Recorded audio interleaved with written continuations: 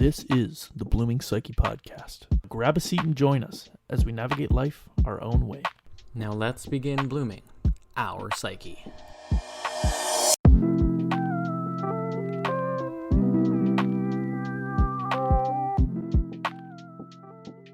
Well, I got a bow. Yeah, you did get a Recurve bow. I've been wanting one for a long ass time, and I'm very, very, very excited about it. So we still gotta find me my little target, and then I want to make myself my backdrop, and then I'll be shooting 20 shots a day. It's got to be consistently 20 shots a day. Mm-hmm. And then after I've done 250 days shooting, I will take hunting up with the recurve.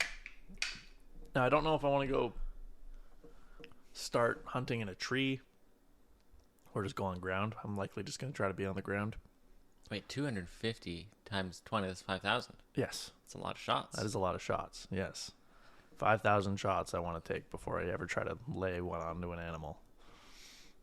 Dang. Because I want it to be as persistently accurate as possible. Yeah, I 100% agree with that. I feel like anyone who's doing something that depends on you putting something either in misery or out of misery fast or slow, I think that thing should be really practiced, right? Like you are, right? Having a very consistent, like you know that this is going there. Yeah. If you don't have that kind of confidence, then you shouldn't be doing that thing. Absolutely.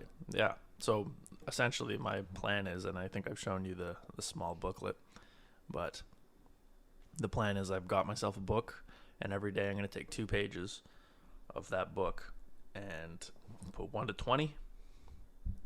That's really fine. Put 1 to 20 and then write out small details about each shot.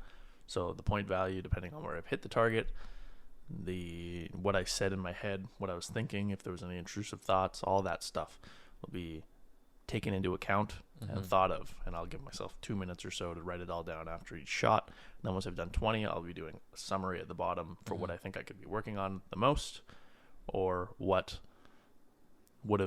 I could have done better, just as an example. So very small booklet. I'll do 250 days of that, and it'll be great. And by the end, I'm gonna be like a machine for shooting the same.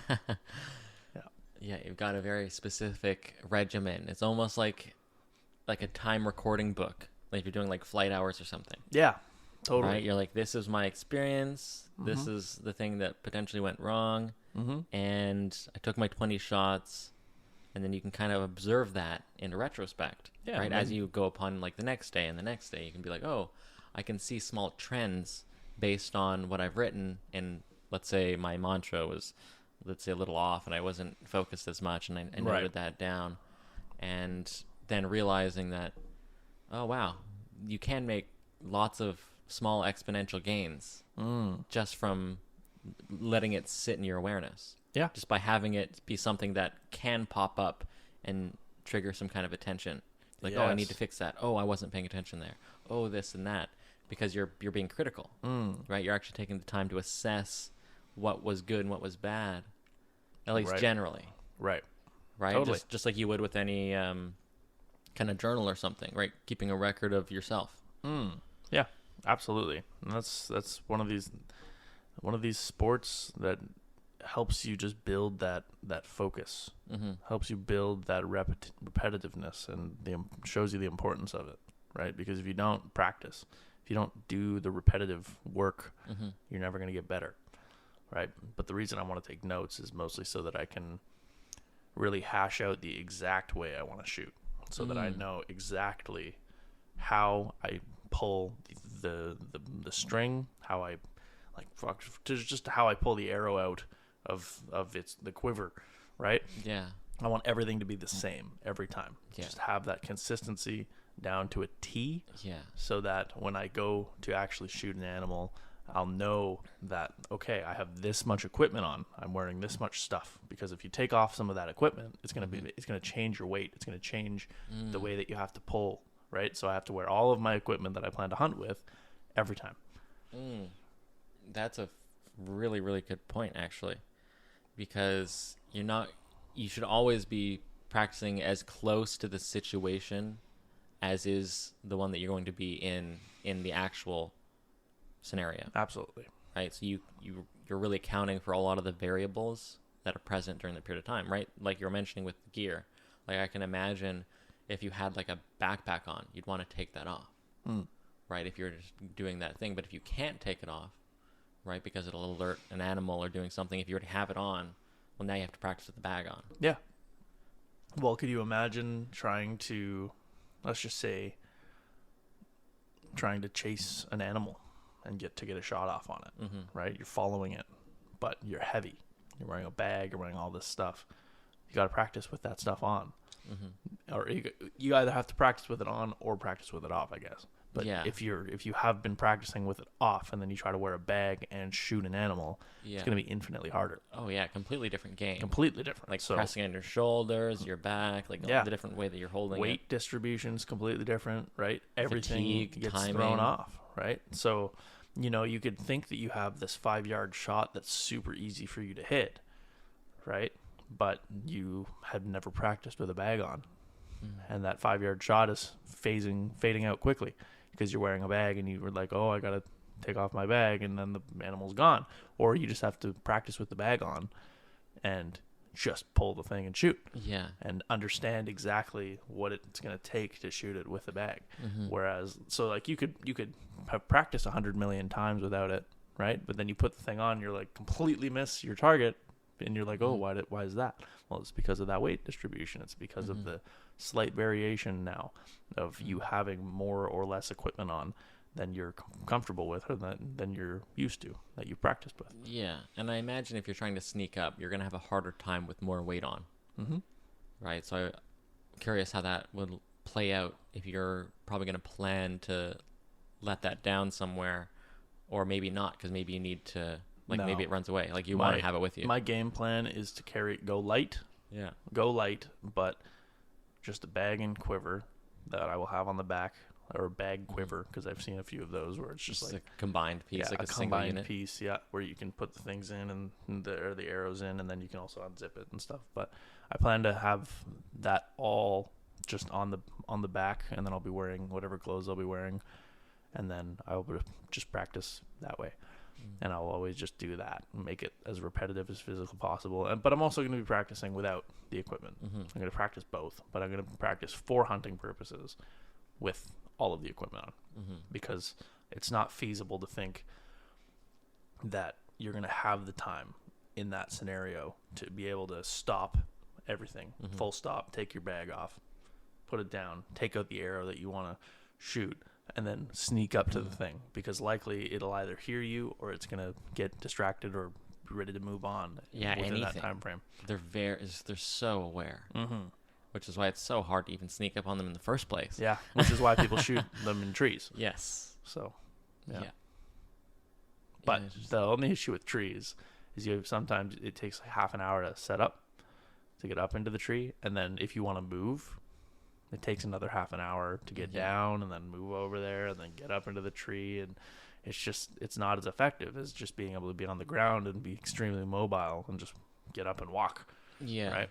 Yeah, because you have to have one, like, really prime location to a place where they frequent. Yeah. Which you can obviously find that out with trail cameras and stuff like that. But you also have to wait for them to come to you. Yeah. Right? Or bait them. But you still have to wait. Yeah. You still have to wait.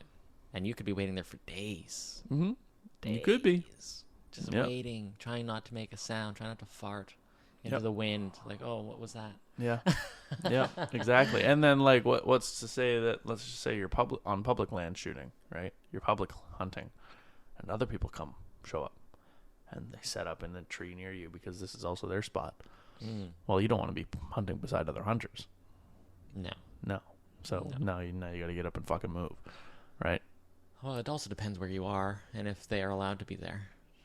Yeah, absolutely. But if you're on public land and this is a common hunting spot that other hunters like to use, then it's going to be a lot more it's going to be a lot more difficult to get the shot off when there's other people trying to get the shot off as well. Yeah, like literally beside you. Literally, like so a couple awkward. trees away. Yeah. So I would rather just be on the ground. Then I can just pick up my stuff and move. Yeah. Right? Yeah, I agree. I think it's just generally more like if that would be the route that I would want to go as well. Mm-hmm. Absolutely. But yeah, I've been pulling it, just pulling the bow, getting it that repetition to where I want it. So I always put the tip of my thumb's nail up to my corner of my mouth, and I'm always looking like the way I pull is I have the bow out and I up and then down, and then I line that up to the corner of the mouth, and I'm looking down with my right eye. And that is the way I've done it every time. So I've done it so many times, not even shooting the actual bow because I've had no target to shoot at yet. But I've done it so many times with an arrow in bow that I've got it to the point where I'm visualizing that pull. And like you could do it with your eyes closed. Yeah, I can do it with my eyes closed without even touching the thing. So I'm just visualizing it when I'm not doing anything, trying to get that repetition down to the same spot, even just in my brain, to have any form of effect on the actual way that I do it. Well, it definitely helps, right? Because the way that your brain's going to remember that kind of, I guess you could call it like an illusory kind of visualization of the practice, right? You're still saving the steps, right? The order of which you're doing the pull and you're stopping and you're visualizing where it goes, right? That's still getting stored, not necessarily in the same physical way, but in a way that you can kind of rely subconsciously, right? In pattern that you can kind of build in your own head, even if you don't have the actual thing in the moment. Yeah, absolutely. And that's why I really enjoyed that one study that they did on the basketball team, where they had 3 teams: the one that was practicing, the one that was thinking about practicing, yes, and the one that wasn't practicing at all. Yeah, the one that wasn't practicing at all got fucking destroyed. Obviously.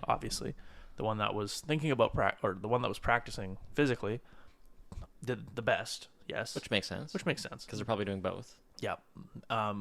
Well, they were told not to think about it, but it's pretty hard to stop yourself from thinking about it, right? It's gonna happen. Yeah, but the ones that did it in high detail thought about it the exact, they improved almost at the exact same rate as the people who were physically doing it and not thinking about it. But, which is gnarly to me. Really? It is. It's fucking crazy. The only reason I could think it would be a drawback is if it's some kind of activity that you feel like you need or want to do, but you feel like there's some kind of energy threshold where you just doing this in your head is satisfying enough that you don't actually want to do it physically anymore because you feel like you've accomplished or done something in your head already, which is true. Because you are actually doing something. You are actually cementing that idea and taking that action. It's still occurring in your mind. So it's still getting saved in a way. But if it still needs to happen, well, now there's less motivation because you feel satisfied. Yeah, totally. Which that's obviously, true. If that's not the case in the thing that you're doing, then it's heaps beneficial. Yeah. Like super beneficial. Yeah. Because you're really harping on the mind and body connection. Right, and this one you're tuning the mind connection, the part that really solidifies and is the foundation for when you have that physical action, right? Because you're ready and prepared and have somewhere for it to go, right? So it's already there. So when you pull, you're like, yeah, I remember that. Yeah, I remember that. Yeah, I've done this 100 million times in my brain. Yeah. So now I just have to get to actually shoot the thing, and then I'll be able to finish the vision in my head and be able to actually go through it over and over and over again, and then I'll have to learn how to do it from different distances and taking into account wind and all of that. That'll be extremely important to the growth in archery for me. I've never really had like a setting at which I could actually practice with a bow. Yeah, because I've always wanted to fucking have a bow and shoot it since I was fucking like 7. Yeah, like so young. You're man, this is like the coolest thing ever. Yeah, dude, you feel like you feel like an assassin. Yeah, it's so cool. Yeah, like you're tapped into some kind of primal thing. I feel like all young men at some point want to shoot a bow. Yeah, like yeah, I like conventional men, at least, like the ones that are very much, Yeah, like I'm a bow over gun yeah, kind of for enthusiast in a sure. way that I just derive like baseline satisfaction. Yeah, Like they're both satisfying and fun, but there's some like an innate pull where I feel more satisfied doing one thing than the other. yeah, Which could definitely. be whatever fantasy shows and this, that, and the other thing, right? Mm, Games, etc. But at the same time, it's still stronger, yeah. and I'd still rather shoot a I bow. would still rather shoot a bow too. I don't know. I feel like shooting a bow and just hunting with a bow. Let's just say, like hunting with a bow versus a gun. I feel like it's more of a challenge for a bow, right? Absolutely, it is more of a challenge to kill something with a bow. Oh yeah, Absolutely, you require much, much closer range. much closer range, and it's the time frame in which that you have to actually shoot the thing is like it has you have to have everything set up perfect, essentially, right? Whereas with a gun, you can be up a hill, aiming down a hill at a deer, and you just pull the trigger and bang. Like obviously, it's a lot more difficult and confusing, and there's a lot more to it than that. Oh, of course. But I just feel like the satisfaction that I would derive from shooting an animal with a bow and an arrow and taking that thing home would be so much greater than that of shooting one with a gun. Yeah. I almost feel like there's some sort of a different kind of connection that you give to the animal when you kill it with a bow and arrow over a gun, over looking through something mechanical that was built like by humans, right? You're looking through this magnifying glass, whereas with the bow and arrow, you're looking at the animal. Yeah, actually, I that makes sense. Yeah, like You're less disconnected from the act. exactly. Like, and not that's not to say that, you know, that's not to say that just because I'm using a bow that it's you actually are making some sort of a connection. But to me, the way when I look down the sights of a gun at an animal, it just doesn't feel the same. You're like, I would rather be looking at the creature and kind of let instinct take the reins when it comes to how I shoot the bow over looking through a thing at its heart. Yeah. Right? I want to be able to see its whole being when I take its life. And that sounded super psychopathic, but you know what? It's it's just the truth. There's a primal reaction to that way of connection. Yeah. Because you're literally looking at the thing. Mm-hmm. Right? Yep. And you're right there. Like you could basically fucking like smell it. Yeah. If you made too much noise and tipped it off, it could run at you and fucking kill you, right? Yeah, if it's like a moose or something. If it's a deer, it could kill you. Well, yeah. Right? Those things aren't something to scoff at. Like they'll yeah. fuck you up. At the range you need to be, yeah. for sure. Yeah. Like 60 Exactly. yards. That's why people do it up in trees. It's safer. And they also, don't look around and just kind of spot you and then fuck off. But yeah, that's like I want to do it on the ground for that exact reason. It's more difficult. Well, it teaches you to learn new skills, right? Like you really have to be sneaky. You really have to know what you're doing. And that difficulty, as much as it's a hindrance, because anything that's difficult is going to have like a threshold at which you need to overcome it or you fail. Yeah. Right? And it forces you to get to a point where you learn things to a degree of proficiency that something at a lesser challenge wouldn't give you that reward. Yeah, absolutely. Just simply so. Yeah. Right? Sure, it may be more effective, you may have more chances of getting it, and you may even be more fun for that reason. Mm-hmm. But that's not the reason. Right? The reason is for the challenge, the difficulty, and the primal connection with that animal in the way that you can really feel like I made this mechanical motion and I had this as a subsequent effect and this is my yield. Right. Yeah. Right? You can really feel the connection that I did this thing rather than I pulled this trigger and then this gun did this thing. Yeah. Although the bow is still the same way. It is. Although it's touching your fingers. Yeah. Right? It's like this, you shot air out of your hands. Yeah, absolutely. Right? Like a mystical burst of just timing, the mantra, the principle, the focus, the accumulation of that, and then not catching yourself off guard and not twitching in the wrong moment. You're so in the flow. You have to be. Yeah. Right? You're so connected to probably a part of the flow you'd never even had. Because you were never forced to be that connected to it. Right. Where nothing was distracting you. Nothing. Because if anything was distracting you, you missed. Yeah. So you have to be able to truly disconnect from the monkey mind. Yeah. And that, again, is a practice that you need to do to have that kind of result. Absolutely. And if you didn't need to have that result, you would have never been incentivized with the necessity to overcome that problem. Yeah, absolutely. That's exactly why I wanted to go through with getting this bow, this recurve. And I didn't want to go for compounds are way more expensive. They're so much more expensive, so much more gear that comes with compounds, like things that you got to carry around. I just wanted to go for the simple and difficult recurve bow. Yeah. It's a completely different experience. It's worked in the past. Absolutely. It's the thing that fed us for millions of years. So, hundreds of thousands of years, right? Like, it was crucial in our history.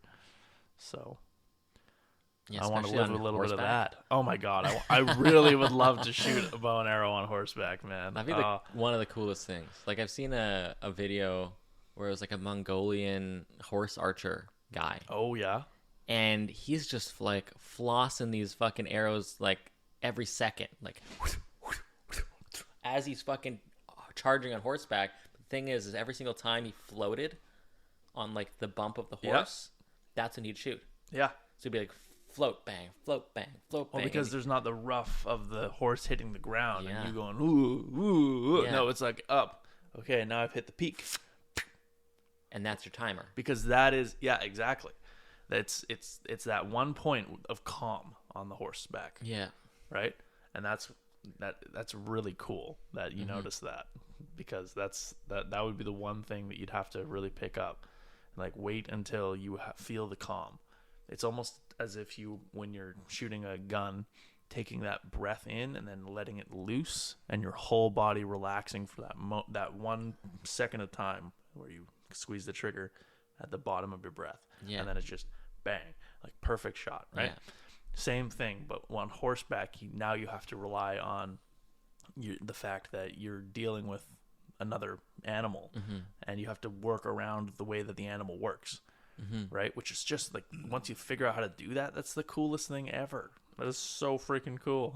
Well, yeah, you're working in tandem, right? Yeah. You're it's not just one instrument anymore. Yeah, but like, how cool would it be to be out in a field hunting on a horse, chasing an animal on a fucking horse? That'd be gnarly. That would be the craziest hunting experience. Following a deer full speed, like man tracker style, and then fucking pull the thing. You're coming up alongside the thing, and then up in the air, here we go, and release, and fucking nail an animal, and just tumbles, and just like, that would be the coolest thing in the world. And then you just have to pick it up, put it on the horse's back, and ride it back. Oh my God! Would the horse be able to hold that thing? Oh yeah. Damn. I'm pretty damn sure it would. A deer, maybe not like an elk or a moose. A moose is like 5 times heavier than a horse. So. Yeah, that's a neat point, though. I mean, you definitely have to take care of the horse and have it hanging out with you. But that'd be such a cool experience. It would be. Like camping with a horse. It would be an absolutely incredible experience. You could just be going full on Red Dead Redemption, like. Yeah, the horse would definitely probably be freaking out hearing shit around it, though. Well, yeah, maybe. It depends on where it lives, where it was raised, right? It also depends on how often you take it out and how often you do that, you know? Yeah, if it's really used to it. Yeah, exactly. Like, you'd have to have a horse that is specifically for that you've trained for hunting and for staying out in the night and stuff like that, right? Oh, that'd be so crazy. But you'd never get snuck up on. Cool. You'd never ever get snuck up on. Oh, no. Like, a horse would make enough noise that you'd wake up and you'd know that something's going on. It would be like, yo, fuck off. Yeah, exactly. Yeah. And usually, like, animals don't want to fuck with a horse. They're big, man. They're huge. They're mammoths. Those things and they'll fuck you up. Like, those things hooves, man. if you get bucked in the face by one of those, you don't have a face. It's like No. dead, just in cave. Oh Not my gosh. like you're lucky if you survive getting kicked in the face by a horse, right? Yeah. Like the muscles. Have you ever seen the muscles on a horse? Oh my god, They're pretty yoked. Yeah, they are yoked. It's just insane. Like, how much would like a leg haunch weigh? Like, that thing probably weighs like 200, 300 pounds. No, probably less. 150 pounds just for like the leg. Like, how much muscle of weight is there that's getting jammed through its leg and into whatever it's kicking?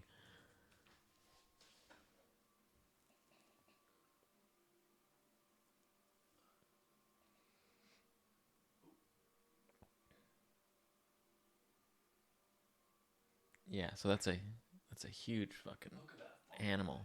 Look at that. Like muscles going under muscles, going over muscles, forming around muscles. Like these things they're just massive. Yeah. Yeah, that's incredible. Massive creatures. And they're so like they have this weird intelligence about them, and they're just beautiful. And they make these great connections. They're such emotional beasts. When you look them in the eyes, it's incredible. See, now I'm just trying to think, what would like an elk or something look like if it was domesticated That's a great question. and riding like could you elks and shit? domesticate an elk? I feel like over time you could. I feel like at this point we can't. Unless you were to In like a cultural way? Yeah, culturally we couldn't. I don't think. I also think their brains work very much differently from horses, right? Like horses, over the course of thousands and thousands of years, we domesticated horses, and Like, yeah, I guess that's a long fucking time. it's a long time, right? And we don't have thousands and thousands of years to No. domesticate elk, and they're, so, but elk, that would be an interesting thing to domesticate, like that they have, what's this? Let's see the structure of an elk here and see the difference. Well, because I mean, like a dog used to be a wolf, Yeah. right? So you see that little Chihuahua? Yeah. That thing was a wolf at one point Yeah. in its lineage. Not very noble now, but yeah, click on that one. No, the top one. Yeah, because you look at like its shoulder, it's got like a back hump of muscle, and I'm sure that's because it has to hold the antlers. Yeah, totally. Just to counterbalance. But they're so majestic. And they have a very similar shape. You see, like with that back muscle. Yeah. It's a lot more developed on the elk, though. Oh yeah, horses also have a larger rear end. Like the back, Impose. you can see the back of the neck muscle from holding that massive rack on its head. How far it develops down the back in comparison to the horse. Mm-hmm. Yeah, like the horse stops just behind its shoulder in a way, whereas in the elk it's like center back, Yeah, exactly. which is pretty gnarly. Wow. Right, and I imagine a moose is just kind of like a exaggerated version of that. Oh, a moose. Man, Huge animals. huge animal. Like a moose would be something else to behold. I've always wanted to see one in person, but I hear you look at a moose and you see like a fully grown moose in person, and everything just like goes quiet, and you're just like, holy shit! Like you don't understand how big a moose is until you see a moose. Yeah. Like seriously, when something is literally 5 times heavier. It's massive. When something is literally 5 times heavier than a grizzly bear, it's got to be fucking huge, right? That's just insanity. I'm imagining a moose in like the plains of Africa, kind of strutting around with like zebra and giraffes and lions Dude, it would and be hyenas bigger. and shit. It's I bigger wonder, than all of that. yeah, that's what I'm saying. Like, I wonder where it would play in the hierarchy and how it would affect that mix. Yeah, that'd be interesting. I feel like you'd get fucked up. Yeah? I feel like a moose wouldn't even last I feel like a moose wouldn't actually do okay with all over the there predators? because, well, yeah, with all the predators, yeah, but those animals have been chiseled for millions of years to survive that harsh climate, and moose have as well in their own right, in the forest. That is where they are. That's where they were evolved. Yeah. So you try to put a moose over there. Maybe if it had evolved over in Africa with those animals, it would be a completely different story. Yeah, if it did, let's say. Exactly. Like, who knows? Maybe an elephant was a moose. I don't know where its horns went, but Right? Well, tusks. I don't know. actually, what about like a mammoth, right? Because like, let's say perhaps an elephant came from the mammoth genus in terms of the way that, let's say, a boar in a pig pen is a pig, but in the wild it's a boar. Yeah. Right? And in certain scenarios, like, okay, well, it needs to become huge and this and hairy to survive the temperature. Yep. But when put in this other scenario, it's like a human where it loses its hair and needs to be clean and then can manage its temperature better and the heat. Right. So I feel like that's obviously just a neat aspect of evolution in the way that you can diversify based on your environment. Absolutely. Yeah. But if you had a moose, what would that look like in the way that it could potentially shift in a climate such as Africa? That'd be interesting. Right? That'd be very interesting. Over time, if it survived, how would it adapt? Yeah. But like, if it survived is the big if. Yeah, but let's say everything was on the same playing field in the way that the entire, let's say, continent, the temperature or climate or whatever, some kind of event had occurred across the whole world, or rather that affected the whole world, and now everything's more at a similar playing field, where like everyone's kind of not in the best position, so they're trying to find and fill new niches. Right. Like, let's say it wasn't the desert anymore. Let's say it turned back into an oasis. Yeah. Yeah? That'd be fucking gnarly. That would be fucking gnarly. That would also... Yeah. Right? Because... And how would that change everything? How would that change? For example, thinking of those lions that got trapped on the other side of a river that had come in. Essentially, this pride of lions passed a river that had dried. And then the river came back when they were on the other side. And the only thing that was on that side of the river was lions and water buffalo. And water buffalo were big, so that was the only thing they were able to hunt. Yeah. Right? So these lions are like double, like the lionesses are the size of your normal lion. And the lion was the size, like double the size of a normal lion. Like fucking huge lions. Yeah. Big lions, because that's all they could eat. Right? It was water buffalo. Yeah, so just so much meat and so much, but you also have to have a certain like threshold of certain amount of these lions are not going to survive. Yeah. Right. There's going to be an amount that by whatever right that a water buffalo has to fucking kick one's ass, there's going to be maybe one or two, if they don't learn the strategy right away, that just get wrecked. Yeah, and then the others learn the strategy from them getting wrecked. Yeah. And that's just part of nature. Yeah. That's nature right there. So the moose, that would be the same deal. But usually I don't know much about moose besides the fact that I don't see them ever hanging with other moose. Solitary creatures. Yeah, majestic, solitary, out in the bush creatures. I imagine they come together and they, have pretty much a big moose orgy just to have children continue on their lineage. But I don't know about that. But.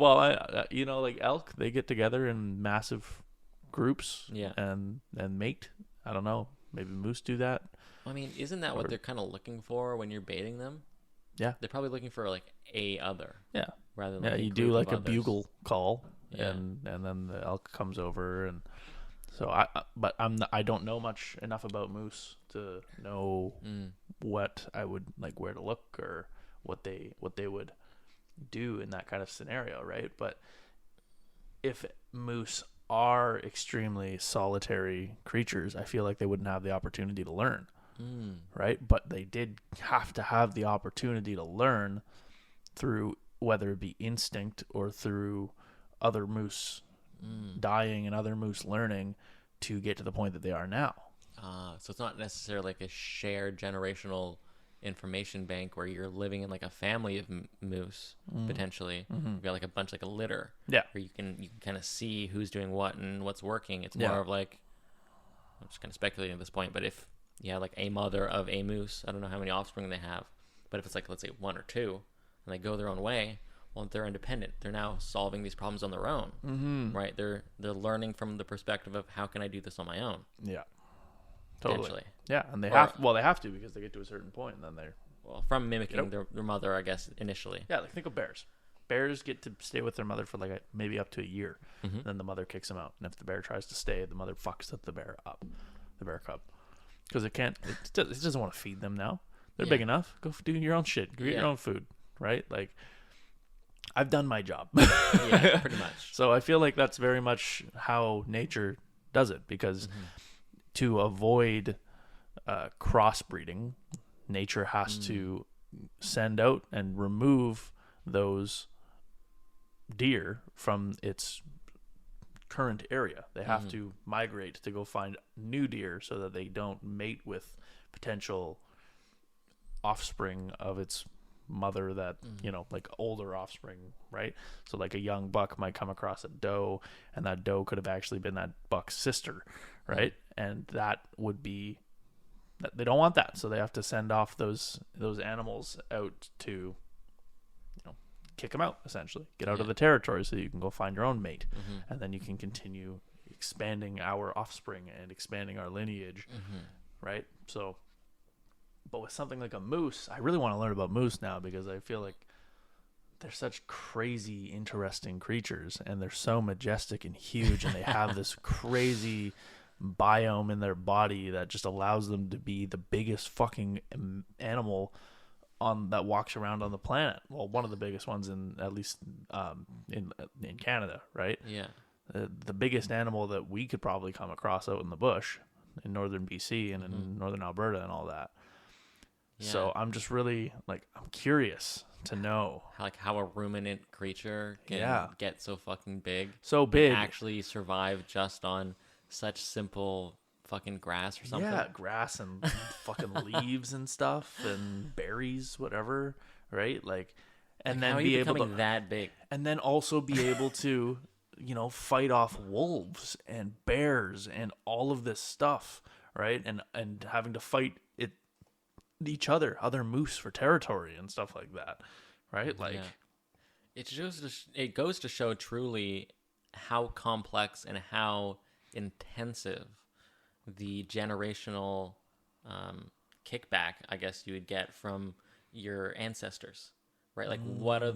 How did they accumulate their body and their ideas, or not necessarily their ideas, but the solutions to problems that are inherent to their primal brain, right? And that's being given through the genetics to the offspring, right? And you're carrying that huge, bountiful reward of that generational gift. Yeah. Where you don't really have to do work. Let's say if you're an elk, right? Somehow it got, or potentially some kind of offspring of that got to the size of a moose, and it got to that point, right?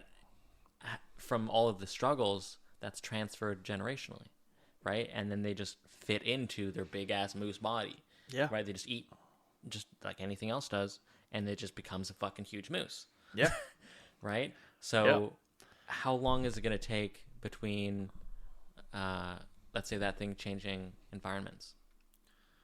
Would it instantly, or rather quickly, shrink down or grow size depending on temperature if it had to? And let's say there was I feel like it wouldn't take long. The world temperature shifted and coasts now became way warmer or something, and then things had to shift and it had to find a completely different environment, let's say, in the Northwest Territories. It also all depends on access to resources, right? Those lions in that pride it's within our lifetime that they grew that big, right? So it also it just really depends on the resources that this moose has given to it in this new environment. Yeah. If it has enough to eat its body weight in grass every day, right, it will continue to stay that size.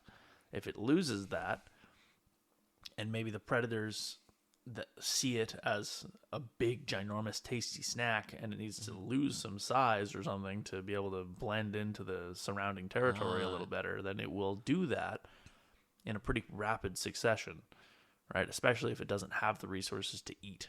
Yeah, all the becomes things. second nature. Yeah, like so just like human beings tan really quickly when they go somewhere that's hot, right?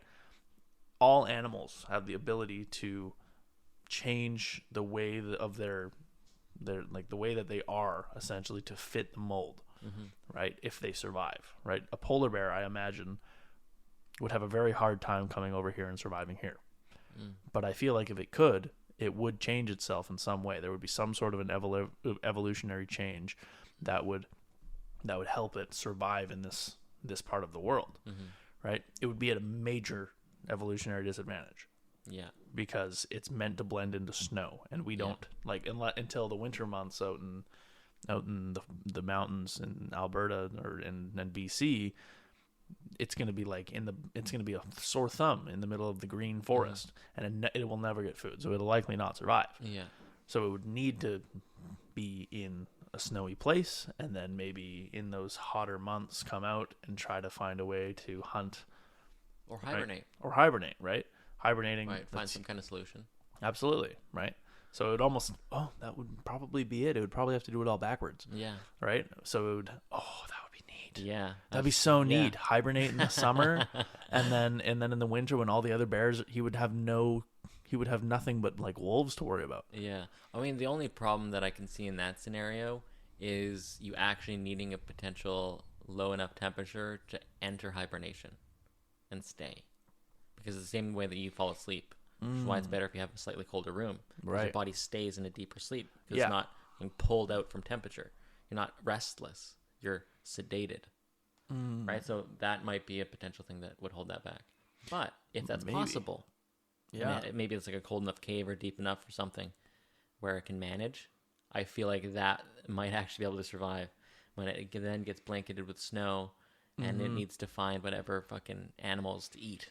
Yeah. Because the polar bear is fucking carnivorous. It's going to eat everything. They will fucking kill everything. And that shit has a bloodhound's nose. Oh, yeah. Well, yeah. I feel like a polar bear, they're vicious creatures, and they're huge. Yeah. They're huge from what I've heard. So I feel like wolves wouldn't even want to fuck with it. But it would definitely lay down in the snow, hang out, and wait for something to come by. And that something is getting killed. It is getting jumped on and eaten. Doesn't matter what it is. It's like a barracuda in the ocean. Yeah, exactly. Waiting. Just waiting and waiting patiently. And I imagine their patience can stem a lot longer than anything that we could even comprehend. Oh my god. You're waiting for seals and shit. Yep. Like, yeah, you're going to come out of that hole. Yep. I'm going to wait for you to come out of that hole. Exactly. Exactly. Yeah, like I'm so intrigued by animals. They're so cool. Yeah. They're so cool. Well, just their innate intensity towards whatever is the most effective and necessary thing that needs to happen, they do it. There's no second guessing. Yeah. There's no creative floating around in your brain. No. They're just fucking do. That is how they survive. Just do. That is all they care about is surviving and moving forward their bloodline, essentially. Continuing their being, continuing having their children and all of that, and that is all they're focused on. Eat, survive, mate. It's funny how far we've come from that. Exactly. But then you look at things like orcas in the ocean. They're so intelligent. They are some of the most intelligent creatures on this planet, right?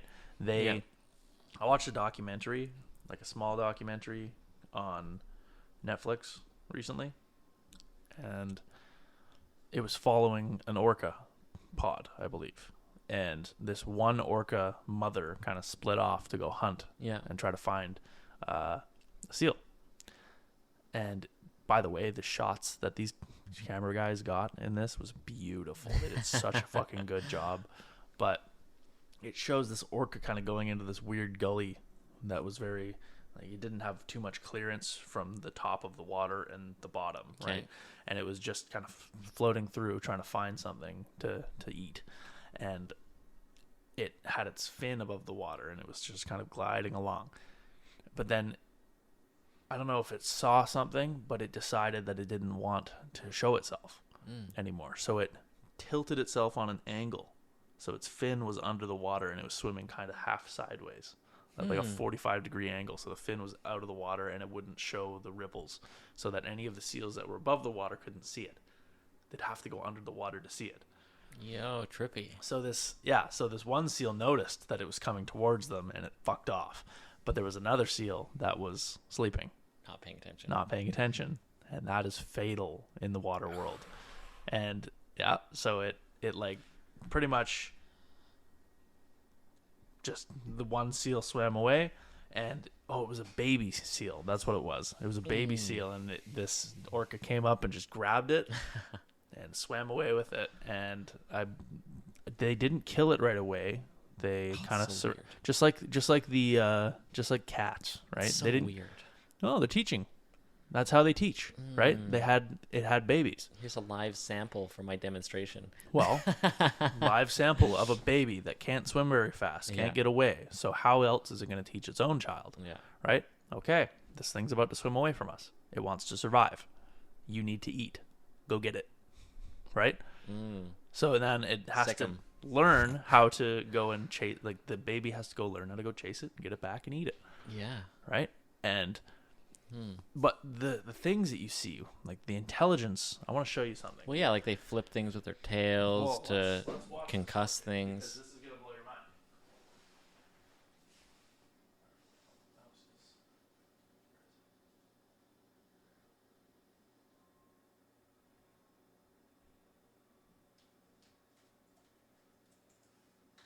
This is gonna blow your mind.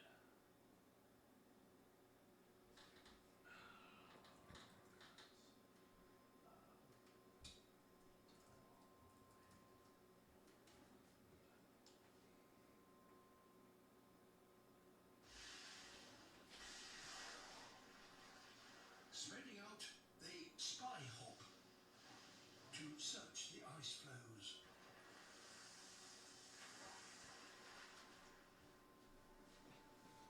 When a seal is spotted, the scouts alert the family with a rallying call.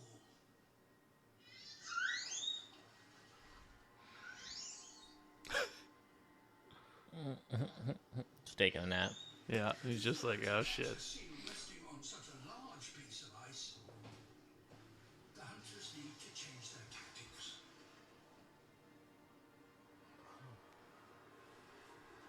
So that's a pretty damn big piece of ice that thing's sitting on.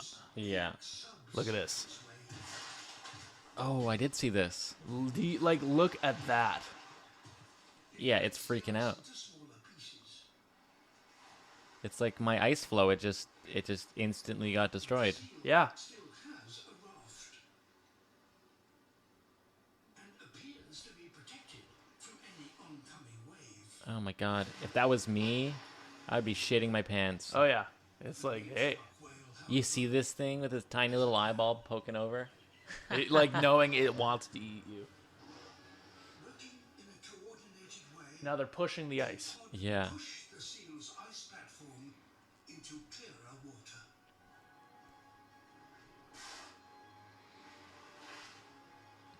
And they're doing this so that they can do it again. So that they can break. But like, do you see the, look at this. And then they come up and then they go down and then pushes a tidal wave right over the side of that, like over the top of that ice, and pushes the seal into the water. So that now they can it's go and get it. fun. Matriarch now tries another tactic which will avoid injury. So now the seal has nowhere to go. It can't try to swim away. It has to fight them back and try to bite them to keep them from eating it, essentially. They disorientate the towering seal.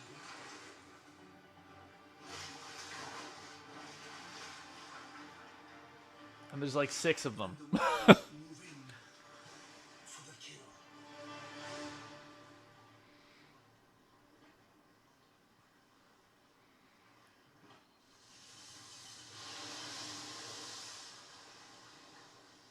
Damn. About 100 killer whales in the world hunt using this technique. 100 of them. Huh. It's an ingenious solution to the Yeah. So if you've got, so just like re-describe this situation that just happened that we just watched.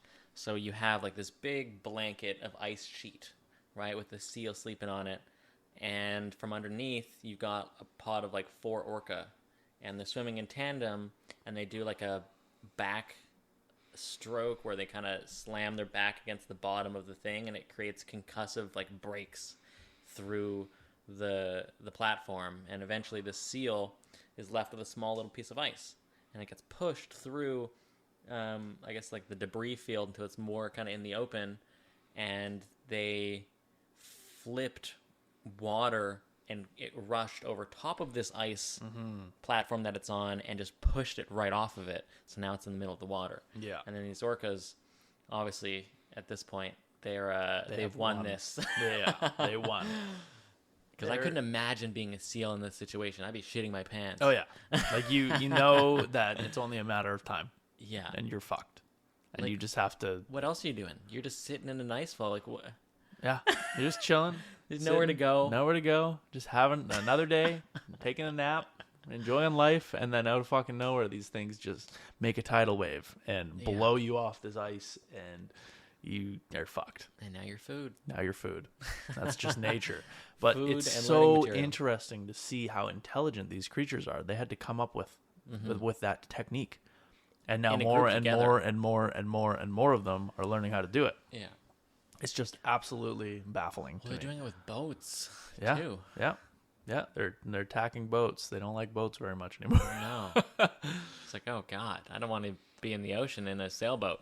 Yeah, yeah, exactly. Doesn't sound like a very good time when you No. see this orca poke its head out with his tiny little beady eyeball staring through your soul Yep, as it then goes back under the water yep. and starts to fucking Just- slam And it's the just bottom of your boat. Yeah, and it's just like Or jump on your boat. yeah, it's just like you're in my territory.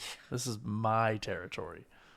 Like you don't belong here, Yeah. and I know it. Yeah, you're in my puddle. Yeah, exactly, exactly.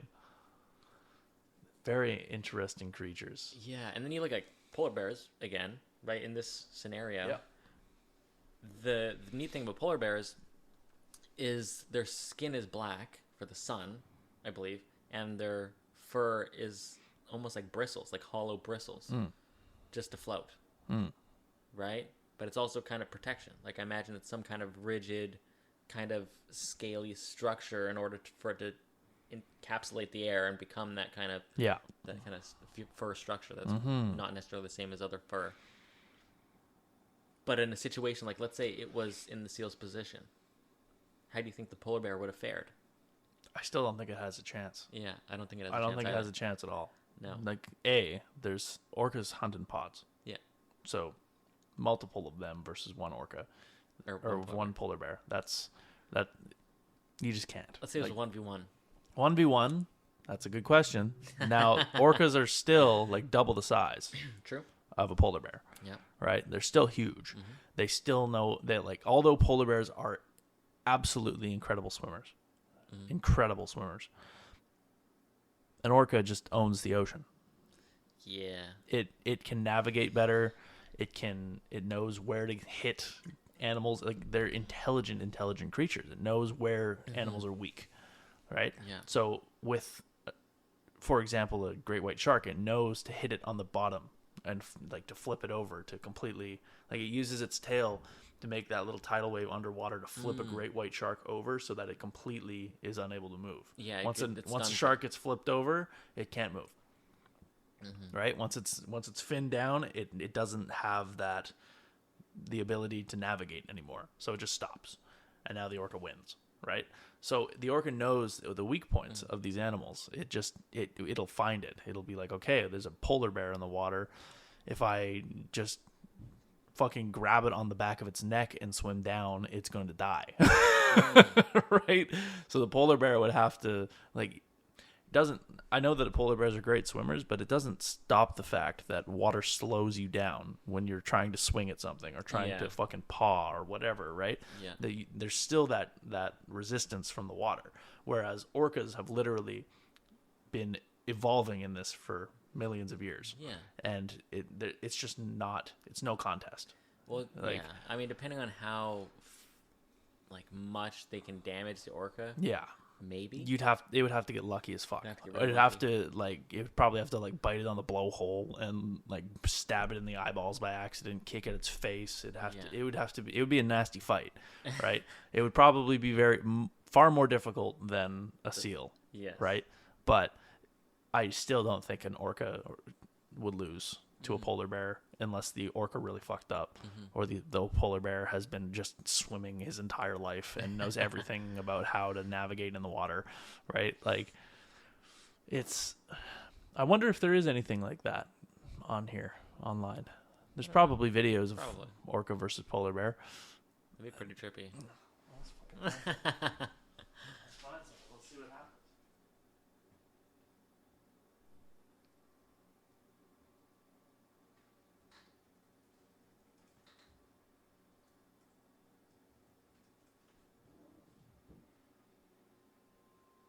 Oh shit.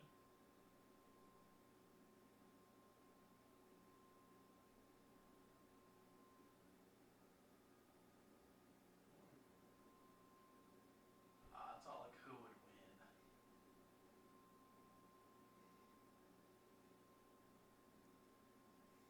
Polar bear versus walrus. Oh shit. Hit it. Whoa. Okay, let's look at polar bear versus walrus. Must regain his strength.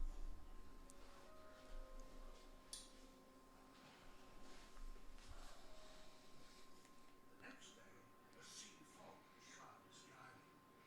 The walruses sense that they're in danger. Oh my god, there's so many walrus. Dude, look how big that It's thing so is. majestic. Yeah. It definitely blends in though. Like that's fucking Yeah. creepy. They must have some sort of a.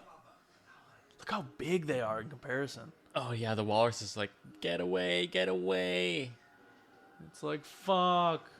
He tests the barrier, but it stands firm.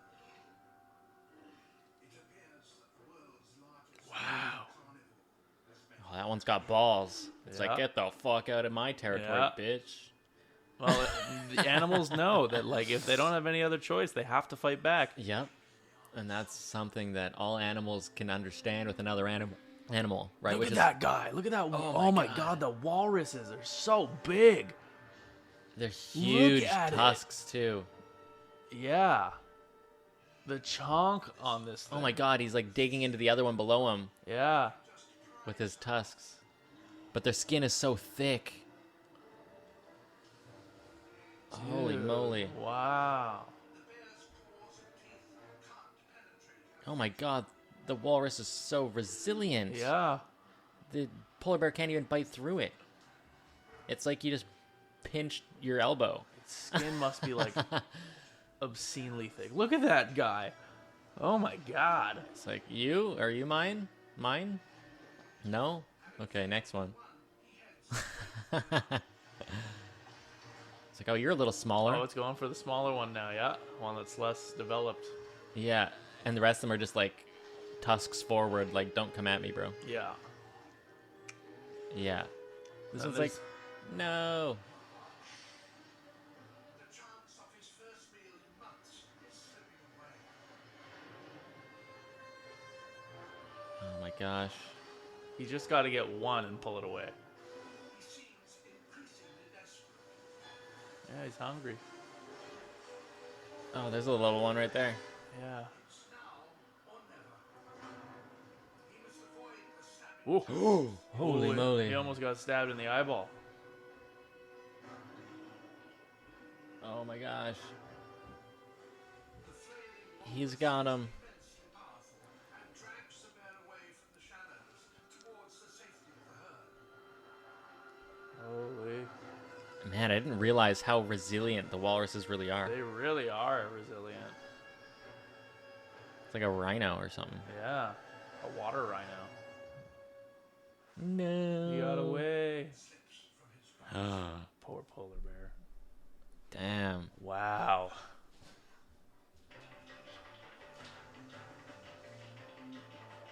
So now, taking that scenario into account, then going back to polar bear versus orca. Yeah. The polar bear is never going to go into the sea after an orca. Yeah. Unless it's a baby on its own, which never happens. Yeah. And it's extremely desperate. Mm-hmm. So Orcas are also so thick. They are thick and they're slippery as fuck. So like Yeah. it's not going to be able to get a grip or anything. Like it would just have to be paws the whole time. And it just I don't think it would intuitively choose that decision either, and it would be too late. No, it would. Polar bear loses. Polar bear versus loses. Orca. Yeah, orca wins. Damn. That's pretty trippy, though. Yeah, absolutely. Just, I think animals are just the coolest thing. They're just so neat. They show us something that. Like, think of a badger, man. Yeah. Right? Honey badger? I got one more video for you. Well, think about it. Let's say you had a honey badger versus what? Versus a lion. Honey badger versus a lion. That'd be gnarly.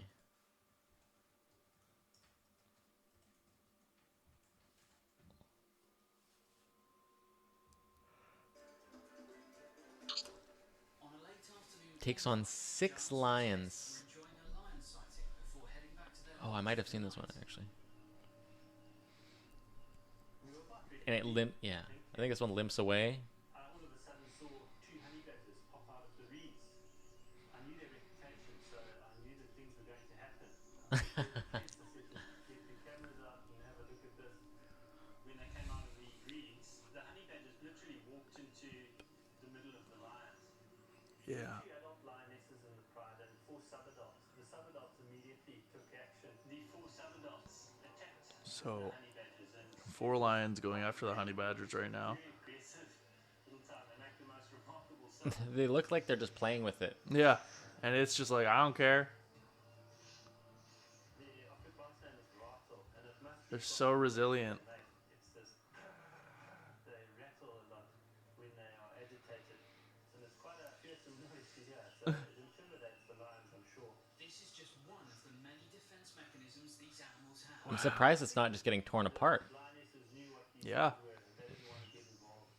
And the youngsters hadn't had much experience with this, and so they It turns around, it's like, And you wanna can go? see, like it's not even bleeding or anything. No. This thing's trying to bite into it. Yeah. reacting and attacking the youngsters. And they're smacking it like with their claws.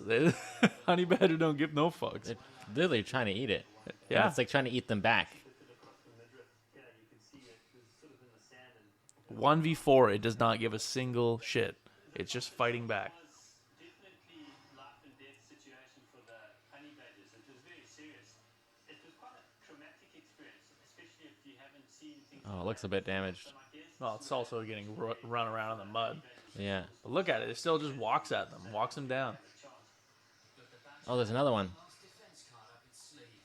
the honey badger has this incredible ability to rotate almost completely in its own skin. It's got very loose skin. And What? it turned around and bit her on the nose, fortunately severely enough for her to let It rotates in its Oh my own God. skin. honey badger ran right back. I guess there's like a big scrotum. You're just rolling around in its own I skin. guess, yeah. So it has the ability to roll around in its own skin and bite them on the face. That is insane. Yeah, because I guess when it's getting held down, it can really just like spin around. Yeah, spins all the way around, which makes it really hard for them to That's commit crazy. to the kill. Oh, it's got a bit of a limp. It's okay. Look at it. It's just walking around. Doesn't give a shit. Get the fuck away from me. I'm done with this game. Oh my god.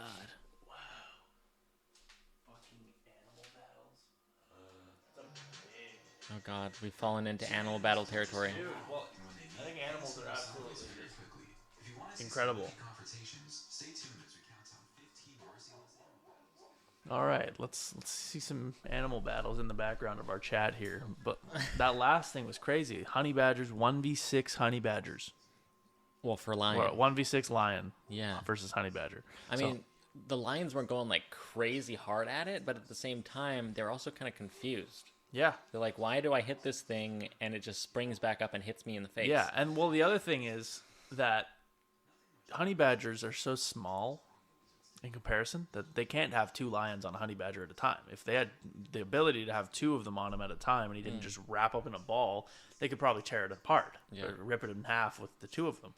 But the lions were jumping on it one at a time, which gave it the opportunity to flip over, bite him on the face, and fuck off. And I feel like maybe its ability to roll its own skin also helps in the way that, let's say the lion's trying to bite it, and it's just hitting its skin and pulling, Right. rather than actually going through.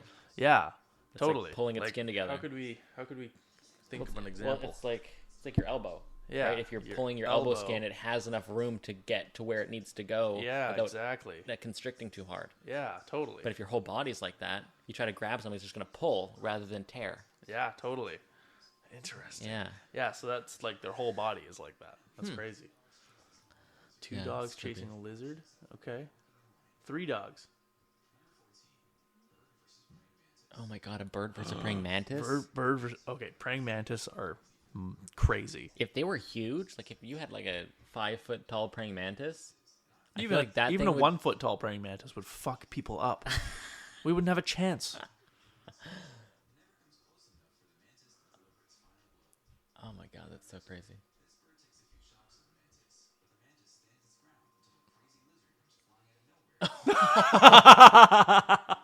The crazy lizard comes flying out of nowhere and eats him. Oh my god. Praying mantis are so cool. They really are. Although they're so small and funny looking. It grabs him on the face. Praying mantis like lock into the bird's face. Well, yeah, it's because it's got barbs. Yeah. Bear versus lion. What? Bear versus a lion. No way. Dude, it just tapped it on the butt. It's like, you want to go, bro? Is that a real thing though?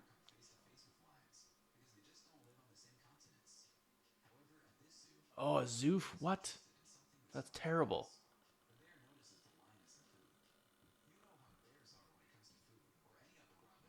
Wow.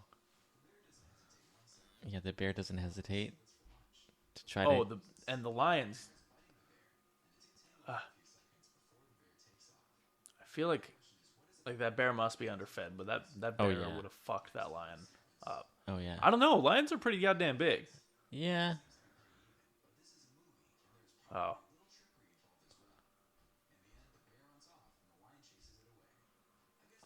I think the lion's got more balls because the bear knows, like, it's just going to eat some berries. It's like, all right, I'm just going to eat something else. Yeah, totally. Where the lion's like, Rhino versus buffalo. Ooh. do the kissing. They're so close together. These animals are just wild. Look how big they are. But, like, could you imagine having a rhino just start fucking nudging you with their face horn? They're just, like, stabbing into them. Like, picking them up and throwing them over their head and stuff like that. Oh, my God. Think about the way that it's built, though. It's built like a Dude, it's crowbar. a- like liter- like yeah. a pry bar. It gets underneath something, and your whole body is now the weight. Yeah. The lever. Like, oh, man. And they're made of armor. Their skin is actually armor. Oh my God, Like you oh see my he's like God. picking him up and putting his horn in his balls and stuff. Dude, I'm surprised it didn't pierce right through him. Yeah. He just lifted him up with the horn. Just That's lifted them crazy. up, and they're not light. They're like 700, 800 pounds. Yeah. Just casually. Doesn't care.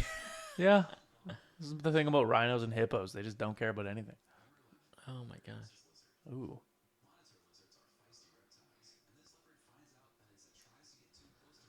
Yeah, lizards are also crazy. Leopards and Leopards are also jaguars are fucking Fast? crazy animals.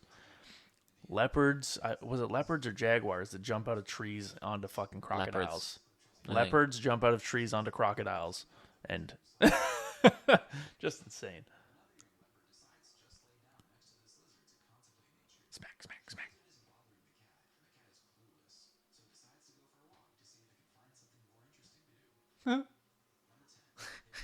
Hippo versus lion. This is Oh my crazy. gosh. Look at the size of that monster. It's even a tiny little hippo. The hippo locked onto the. Okay, so Oh my god, I got out. oh, Holy shit. that lioness. Was that a lion? Yeah, that teen lion's face, man, must be fucked, Yeah. dude. Dude, their head is huge.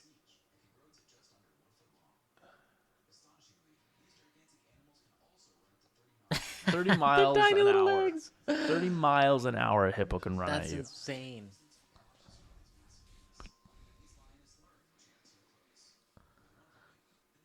Oh my. So the hippo opens its mouth as it's running alongside a just lion, stampedes it. and then just clamps down on the lion's head.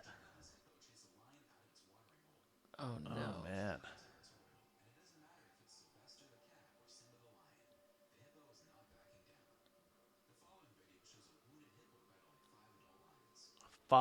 One hippo versus 5 lions.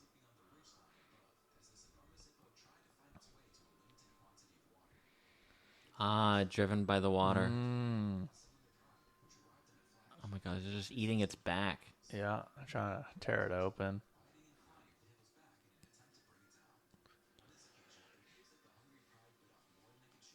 And that hippo looks like it's been out in the sun for a while. Aggressive donkey. Ooh. Yes, that's an interesting thing. I've heard that donkeys are almost better for security than dogs. Because donkeys are extremely territorial. So you can, if anybody or anything, any wolves try to come and hurt anything. Oh, wow. Huh. Interesting. Yeah, if like coyotes, it'll like look at it. It just grabs them and. Well, think about a horse. Like their face is and their mouth is pretty big. Oh yeah, but like look at this. Hyena. Oh, it just grabs its back of Dude, its neck. grabs the back of its neck and then it starts pummeling it with its legs. Boom, boom, boom, boom, boom. Starts Boom. stepping on it. Like just hooves to the face, hooves to the body. Man.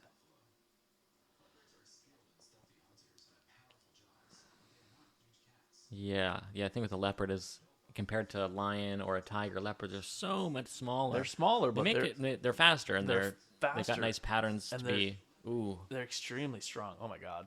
Oh my god, just getting stampeded.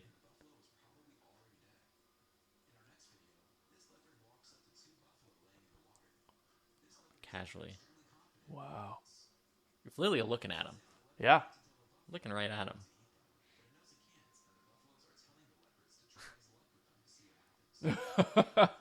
Fuck around and find out.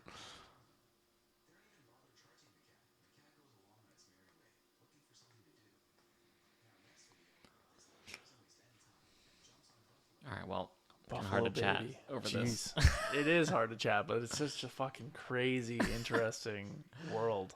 Seeing all of these animals. Like, Distracted by the animals.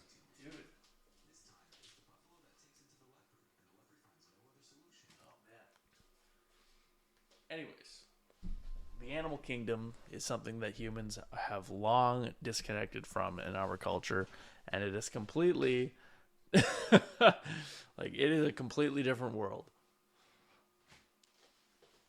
I think that like just the way that hippo locked down on that lion's head, I just like my entire fucking spine shivered, just cold, like ooh. You can only imagine the compression Oh yeah, of something underneath the hippo's jaw. yeah, and their teeth are gnarly. Like, Dude, their teeth are gross. Like gnarly. the infections from Oh, that yeah. shit. Oh my god, you're already done. Yeah, like and that's if that lion's head didn't get crushed, Yeah. and it just walk away and fall Probably over did. dead later, right? Like, yeah, you could, Yeah, because like most animals, you can't really see, because they push through almost any injury, and, like as much as they possibly can, oh, absolutely, yeah, until they literally just keel over. yeah, pretty well, yeah, and they're built like that, whereas Yeah. we're not, right? If we get a hippo bite, we're fucked.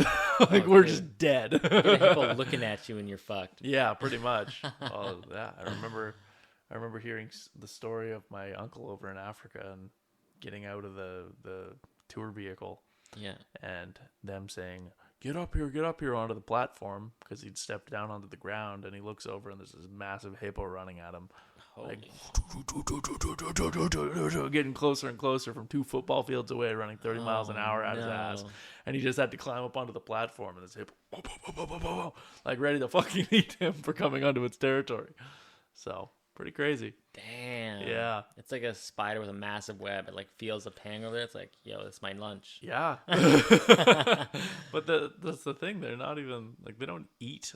I don't think they eat intentionally meat. They like, I don't know what hippos eat. what do hippos eat? That's a great question. Probably grazer, Yeah. but they're also probably omnivores. What do hippos eat? Grazing lifestyle. But may browse. Yeah, depending But on browse may be included in the diet. What's the browse? Yeah, so vegetation near rivers and streams, fruits, plants, and ferns, stuff like that. And then they probably get protein just from fucking like killing things that come into its territory. Yeah, it's got a pretty gnarly looking face for a plant eater. Yeah, it is. And it's just so crazy to me how things that eat plants get to be the biggest in size. Oh, wait a second. You know what it reminds me of? It reminds me of like a boar.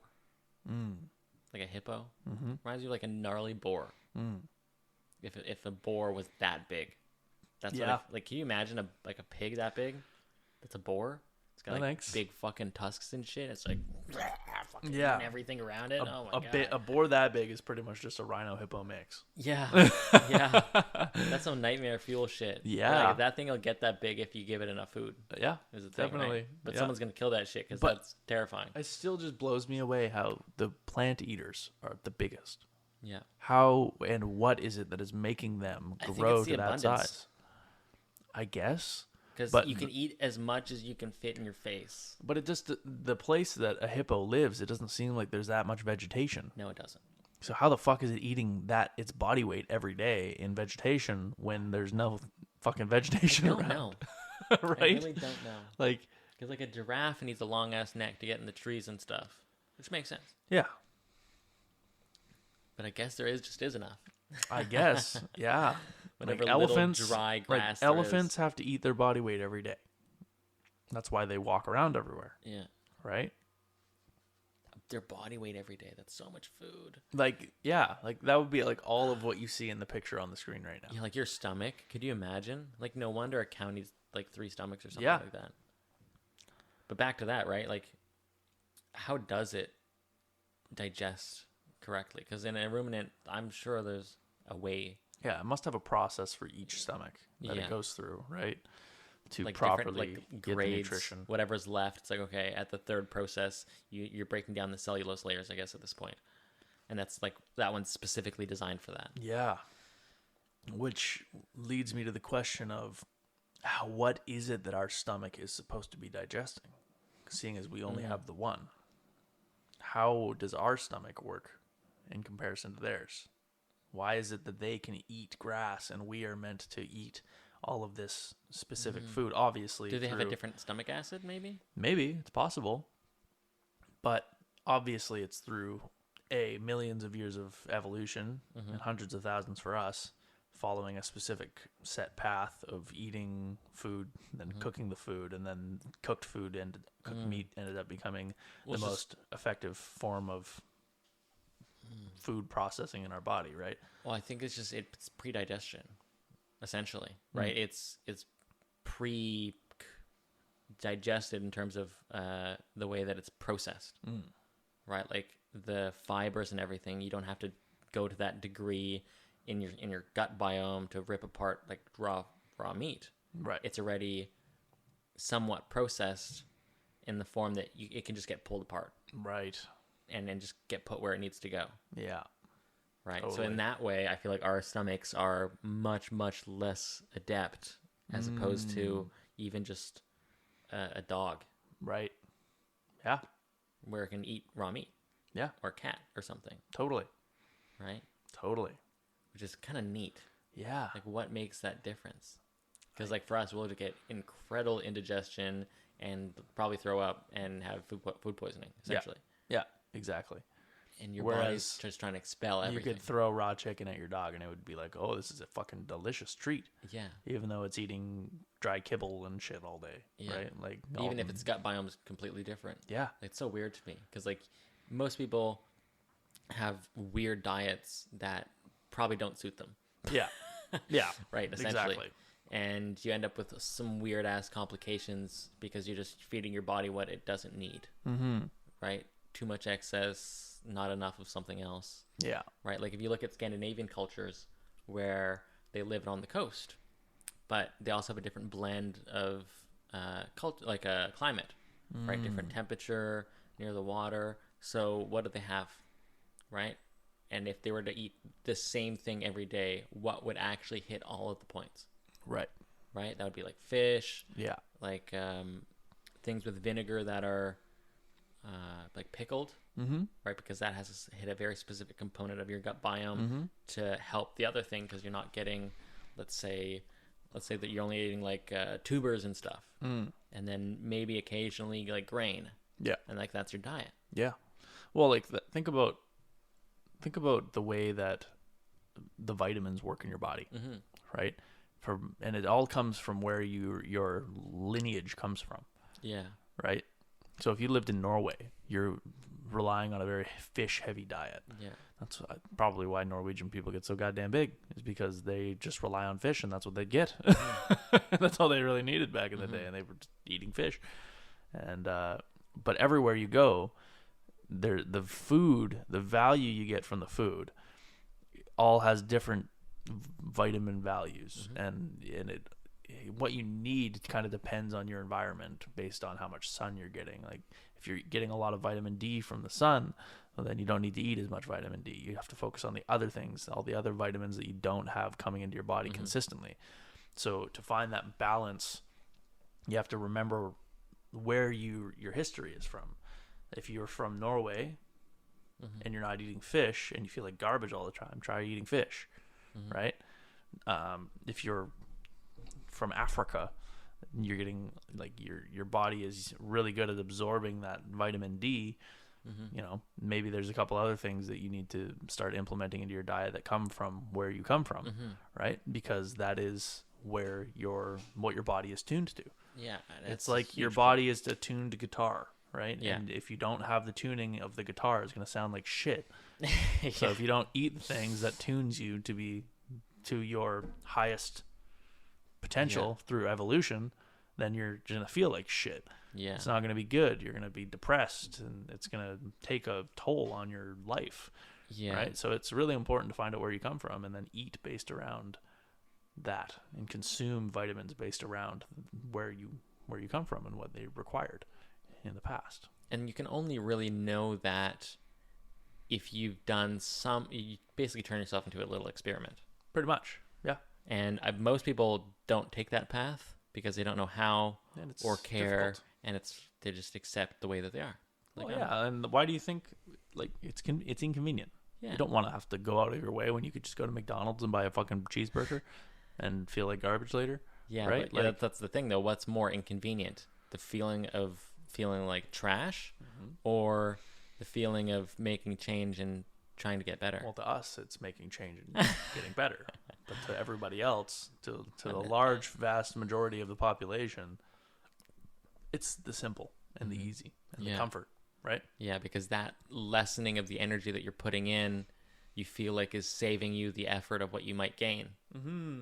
Which I feel like is a really bad way of going about it. Absolutely. Because if you're always trying to preserve energy and do less and etc., you're just going to find yourself into a hole where you're not going to be able to perform anything because you're only going to try to do what is most efficient. Yep. Rather than trying to make yourself most efficient. Yeah, exactly. It's very subtle. The body is so flexible, and that's why people can put on weight so fast, right? Because if you just eat garbage all the time and you feel like shit all the time, it becomes the normal. And then that's when you start eating good food again, it doesn't feel right. right? Oh, your gut biome has to readjust. Exactly. So people probably get this idea in their head, well, I've been eating McDonald's for so long, and I'm fine. I'm fine. And then I try to eat vegetables and I feel like shit. Well, of course. Because you've been eating garbage this whole time and your body's fucking used to it. Tainted. It's completely tainted. It's just like you're putting evil into your body and expecting it to feel good, Yeah. right? But then once you try to put the good into your body, it feels bad. So you're just like, well, I guess I'll just keep eating like shit, Yeah. right? And you just never get better. You never feel what It's it a actually trap. feels like to feel good, right? And then once you feel good, after just being like consistent with it, eating salads and proper protein sources and exercising, it's a completely different ball game. You're just like, holy shit, what have I been doing, right? But they make this food for the purpose of making people addicted to it so that they don't leave. It's all capitalism, right? They're trying to make money off of you. They're trying to steal your income. They're trying to steal your time.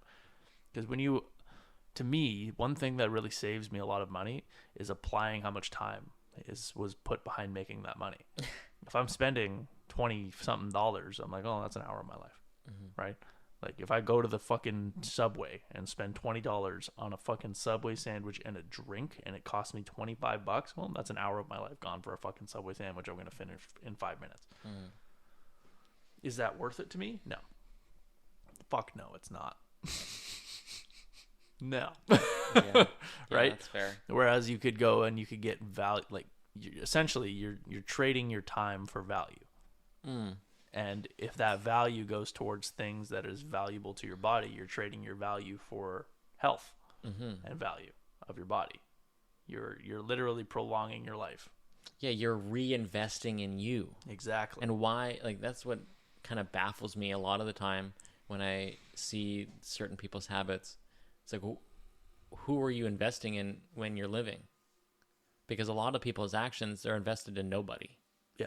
They're invested in satisfaction of dopamine to the fucking insidious creature in your head that you're trying to feed. Yeah. But that's nobody. It's not even you. It's your ego. Like you're not even, you're barely even investing in yourself. Yeah. So when you're doing, let's say you're not active at all. You're just sitting on your couch. You're eating poor food. You're acting in a kind of neurotic, negative behavior for obvious reasons. Yeah. You feel like shit, and you're acting like shit, and you're getting shit. So in you return. are shit. But not as like a person, but just in terms of like your current composition. You're pretty much shit. Right? Like you are literally taking the unhealthy shit and you're putting it inside of your body. And that's the phrase, what you eat is what you are, is very real to me. And your mind. Yes, exactly. It really is. And your brain then feels like, okay, this is new me, right? This is our standard. We eat garbage all the time. So we are garbage. We're going to feel like garbage. That is what we're comfortable with. Yeah. Right? You effectively become shit because you're putting shit in your body all the time and you're not taking care of it. You're not oiling your machine, which is why with like the stretching that was found yesterday that we were doing, dude, like I unlocked a part of my ass that I'd never unlocked before and never felt. And I'm going to be stretching that a lot more because holy shit, that felt great.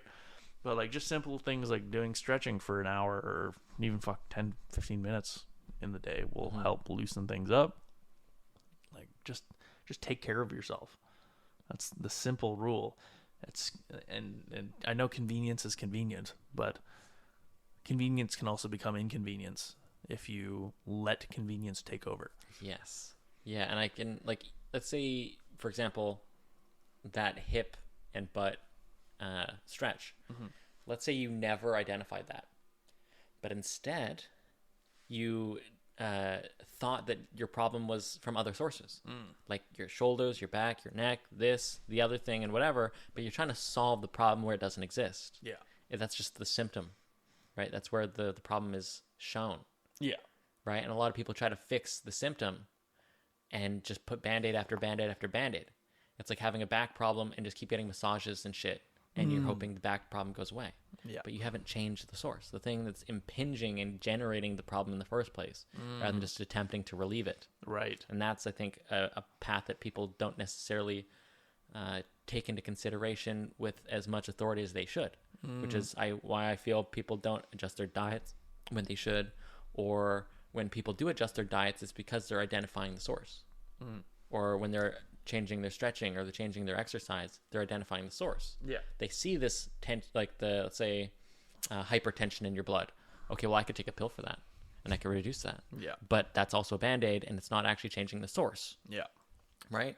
And that's where people can get into their own mind and feel like they're making change and they're doing all these things and they're trying so hard, but they're fucking swimming against the current. Like, what are you doing? Yeah. Like, just take a look, take a step back and be like, am I actually helping myself, or am I keeping myself here? Yeah, pretty much. You're putting so much effort into making sure that everything is convenient. Yeah. That you are taking away from the actual living of life and the actual feeling good of your body. Right? Your body has to work 100 times harder when it's eating garbage all of the time. Because it's not getting its proper nutritional value. It takes a lot more to get any form of nutrition out of the things that you're eating when you go to McDonald's or when you go to fucking Subway or whatever, like all of those places. Subway's a little different. Like, it's decent, but still, like, the bread that you put on. The bread is trash. It's The so bread bad. is real bad. Yeah, it is. But Like, lots of sugar and shit. But yeah, you are effectively making your body work overtime, which is why you'd feel hard, like really tired all the time when you're not A, exercising, and B, eating proper food. Because these things in nature were built by nature for us to consume. But now we have human beings tampering with nature Who think they know better. who think they know better, which I don't think they think they know better. I think they're just like, we want money, and this is something that people want, like, you know? So Like a slow, insidious poison. exactly. It's a communal poison. It's Yeah. something that they're injecting into us, like making us want it and making us love it, right? Yeah. Well, you're not. Which is it's- why caffeinated drinks are so popular, right? Because caffeine is something, it's known that caffeine, everything that has caffeine in it, even if it's just the pure caffeinated like powder Yeah. that they put in to things, whatever has caffeine in it is far more addictive and far more sought after than things that don't. Yeah. Well, it's the illusion of energy is what it gives. Right. Right? You feel like you have more energy to give, even though that's not the case. Yeah. Right? But that feeling is incentive enough for people to stop doing whatever they're doing and make action. And that's a huge modulating, like, powerhouse of like your effectiveness as a person. But at the same time, if you become reliant when you don't have it, you're at a detriment. Yeah. You Absolutely. are so far in the hole that you can't even pull yourself out. Yeah, like the people that drink 7 coffees a day. Like, I used to do that. Yeah. I used to drink like 5 to 7 coffees in a day. It was ludicrous. I would always wonder why I'd have a headache. And I love coffee. I Yeah. love coffee. 90% of the planet drinks coffee. Sure. Like, for real. 90% of the planet drinks coffee. But most people just do it to get to their baseline. Right? Yeah. Most people drink coffee in the morning, like I did this morning, just to hit the baseline, instead of it being every once in a while, every 4 or 5 days, to get that heightened sense of focus, that heightened sense of acuity to the world around you, right? And I've done that experiment on myself a few times where I'd take 4 days off, and I'd, by day 4, day 5, I'd have a headache, and I'd be like, this sucks. And then I'd drink coffee, and I'd be skyrocketing in my productiveness and my ability to focus on whatever task I have at hand. So if I know something's coming up, I'm not going to drink coffee every day, something that I need to focus on, right? So for example, if I'm doing a test, right, I'm not going to drink coffee for a week before that test, but I'm still going to be doing as much as I can to focus on learning the material that I need throughout that time, and to go have different ways of going about being able to learn and take in the information I need for the test. And then I'll have that coffee, and I'll feel that focus level just rise up, and I'll feel that ability to remember things rise up. I don't know how it works in my brain, but it totally does, and it's great. I feel like it's just a certain level of intensity that you apply to what you're trying to find. And I feel like if you're at a lower energy level, you're just naturally not applying the same intensity, interest, No. curiosity to a lot of things. And I feel like that's kind of the main hindrance to people. Yeah. Is the cause, not the symptom. The symptom is what you feel is your lack of attention and your lack of energy. Yeah. But the cause is having that energy, right? And how do you obtain that energy? Yeah. Right? Is that the way that you're breathing? Is that the way that you're eating? Is that the way that you're moving? What is it that's generating the energy surplus or negative? Is it Yeah. because you've been just laying down and your body is attempting to preserve energy, but that's convincing you that you're in a state that's not conducive to action? Yeah. And you're convincing yourself that, I feel so slow and feel so tired. But now you're activating the placebo effect, and now you're becoming more tired and you're becoming more slow But because you're pulling yourself into that area. You know what's crazy? When you do that, like, to the people that are listening, try in the morning. If you wake up at 8 o'clock on the regular, right? Try waking up at 5, and set your alarm for 5. Put the phone on the other side of the bed or of the bedroom or in another room you'll still be able to hear it and wake up. Yeah. And then try getting up and just not going back to sleep. Just don't go back to sleep, and you'll feel exhausted. You'll hate the feeling. You'll be like, oh, this sucks. I'm groggy. Blah blah blah. Yeah. But then you get up, you get a glass of water in you, you go take a shower. For you and I, we get in the cold plunge, or at least I do, first thing in the morning. Get in the cold plunge, and then I'm awake, right? And you can really feel that change happen over the course of 20 minutes, right? When it's time to wake up, your body will do that for you, right? So then when you take that and you expand that scale broadly to all other areas of your life, where it comes to eating, where it comes to how you exercise, all these things, your body will adapt to the things that you tell it to do. But if you tell it, I'm tired, I want to lie down, I want to be lazy, whatever, right? It's going to be like, all right, sounds good, right? There's no easier or more difficult thing that you're doing. It's just doing it. And then once you do it, your body's like, okay, this is what we're doing now, right? Most people just let their brain tell them we're not doing shit.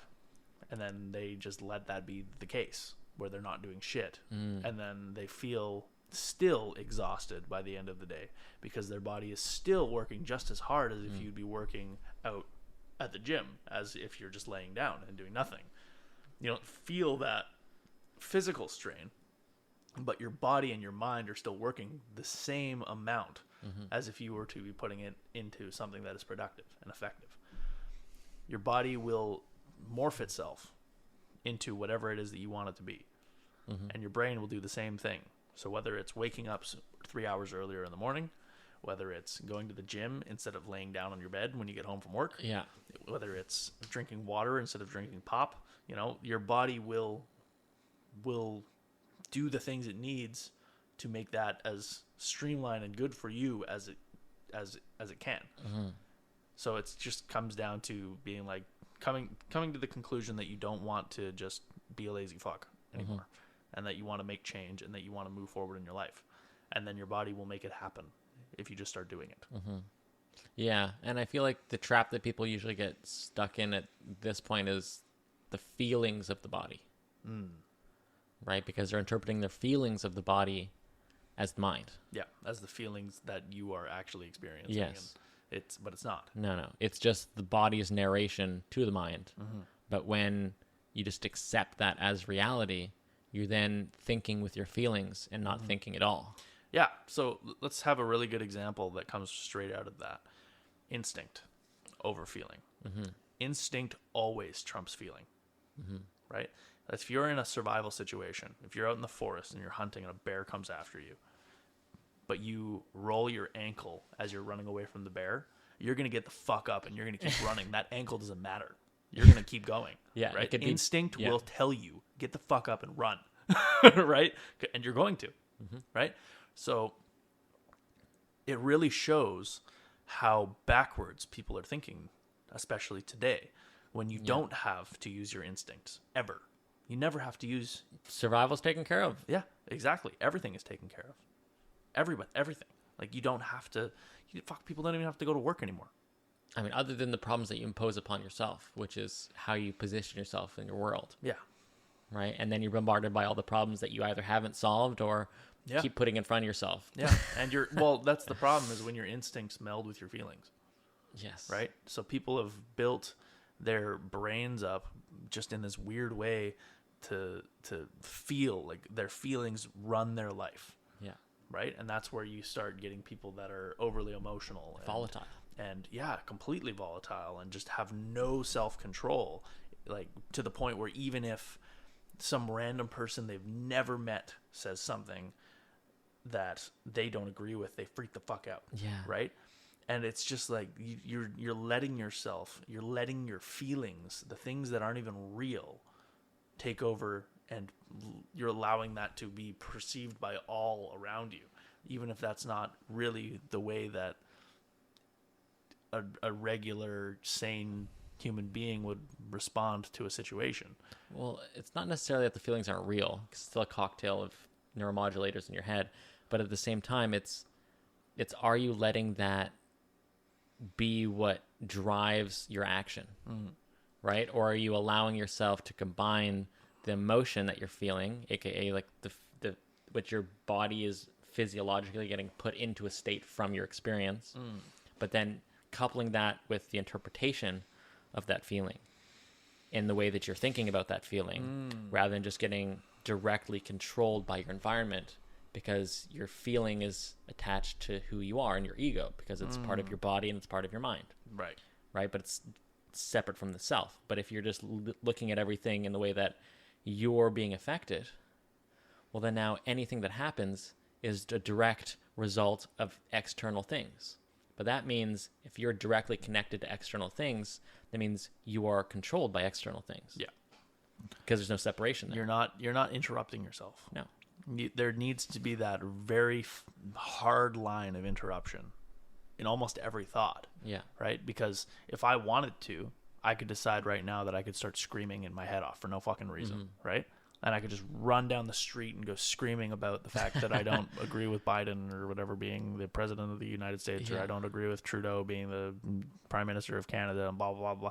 And I could just allow my, whatever emotions I decide to feel in that moment to be the exact thing that takes over.